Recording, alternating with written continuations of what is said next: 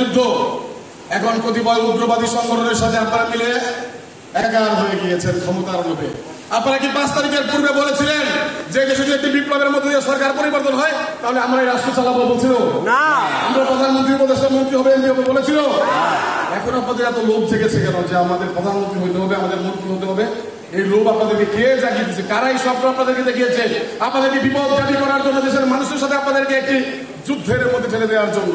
আপনারা গোপালগঞ্জে গিয়েছেন কেন? গোপালগঞ্জে না গেলে কি আপনাদের হতো না?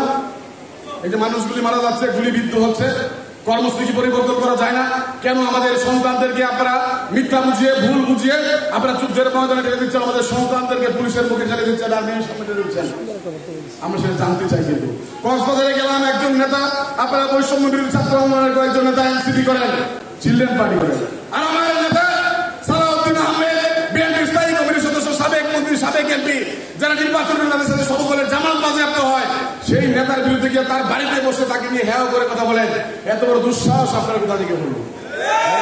দুঃসাহস কোথা থেকে হলো? আপনারা গোপালগঞ্জে যেটা দেখেছেন, আপনাদের কক্সবাজারে সেটা কিন্তু শুরু হয়েছে।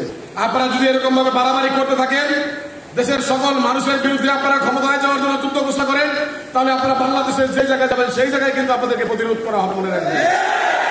এর কারণে যদি ফ্যাসিবাদের জন্ম হয়ে, আজকে দেখলাম, একটু আগে দেখলাম ফেসবুকের মধ্যে দেখলাম, তারা বিভিন্ন জায়গায় গাড়ি পুড়িয়ে দিচ্ছে, হরতালের আহ্বান করছে।